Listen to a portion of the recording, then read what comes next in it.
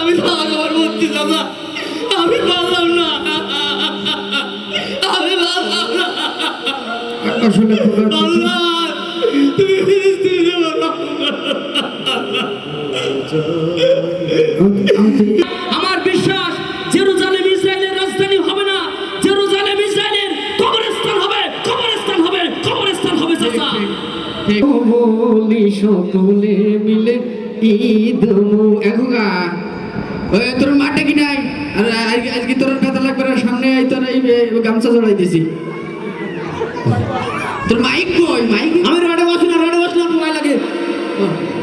আচ্ছা তোর মাঠে শিখে সাজি দিত অনেকে ডাক দে, তোরে ডাক দে। এসো বলি সকলে মিলে ঈদ মুবারক। নাটক ঠিক আছে তো? আমাদের নাই আব্বা। তোর মা বসলে আবার ফাটি যায় কি? রাসূলে মুবারক এই ডাকিনি কেন? মাদি নেই। ও সবুজ কালারের লিপস্টিকটা ভর্তি কর। এসো বেলটা করে মোটর বাগানের রাস্তাটা দেখিয়ে আসলাম, তাই বেলটা থাকবে না তো। আসেনি কেন মানে? আজকে বয়তে ঠান্ডা, তোর মাল লাগবে না। ওই কনে গেলি? দেওয়া দিতে বেলা দুপুর হয়ে গেল, তোরে আইসো। ওদিকে মেলা শেষ হয়ে যাবে নি। হাওয়াটা আছে কাছের না? কাছের কাছের কাছের কি তোর ফেব্রি লেগে নাই? আসসালামু আলাইকুম। ওয়ালাইকুম আসসালাম। তোর এরকম জুত কেন? তোর মা মরিকে নাই? লাসা সাওয়ার মামুরেডি। তাহলে সমস্যা কি? জীবন্তী কেন কথা কর? চাচা, হ্যাঁ আজকে ঈদের দিন, হ্যাঁ আমার পোশাক থেকে আপনি হ্যাঁ মনে তুই করছেন- এইসব নর্মাল পোশাক পরে বেড়ে আমার ছাগলটা দেখতেন কত সুন্দর সাজাই নিয়ে একদম পুতুল পালা। চাচা, হ্যাঁ আমরা মুসলমান ভাই ভাই না চাচা? ভাই ভাই জানি তো মানিনি। ও রবিকুল তালিকা ও জমি খাইছি কিন্তু যদি মুসলমান ভাই ভাই তো ওইসব বাদ দাও। চাচা, হ্যাঁ আজ আমরা ঈদের দিন আমরা কত সুন্দর সুন্দর খাবার খাচ্ছি, সবাই খাচ্ছি, হ্যাঁ। গরুর গোস্ত খাচ্ছি। আচ্ছা কিন্তু একবারও কি চিন্তা করে চাচা দেখেছেন? রাসূল মুবারক চাচা, এখন কত চিন্তা করবো? আপনার আমার ভাই, কালেমার ভাই, এই দিন ইসলাম রক্ষার জন্য দিন ইসলামের আমি কোনো সহ্য করতে পারিনি। ওইটি তো বড় কালবি। চাচা, আমার কথাটা একটু বোঝেন চাচা। হ্যাঁ আজ আপনি হাজার হাজার টাকা খরচ করে আপনি মন্ডুর বাগানে যাচ্ছেন, দামি পোশাক পরেছেন, আপনার ছেলে দামি পোশাক পরাইছেন, হ্যাঁ কিন্তু এই কালেমার জন্য, এই দিনের জন্য, ওই আল-আকসা মসজিদ রক্ষার জন্য, ওই দেখেন ছোট ছোট বাচ্চাদেরকে ফিলিস্তিনের জমিনে কিভাবে নির্মমভাবে মারতেছে।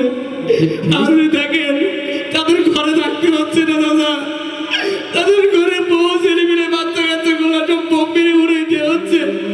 তাদের ছোটবেলায় আজকে তাদের ঈদের দিন, তারা একটা ভালো খাবার পাচ্ছে না। তারা তাদের গায়ে বোম লাগার পরে তারা সুন্নতির জন্য হাসপাতালে যাচ্ছে, তাও তাদেরকে মেরে ফেলা হচ্ছে। আর আজকে আমরা মুসলমান, আমরা হাজার হাজার টাকা খরচ করে আমরা সেবায় গোস্ত খাচ্ছি। তা আমি তো আবার বলছি দাদা, আমি পারলাম না, আমি পারলাম না। আসলে আল্লাহ, তুমি ফিলিস্তিনে বলো।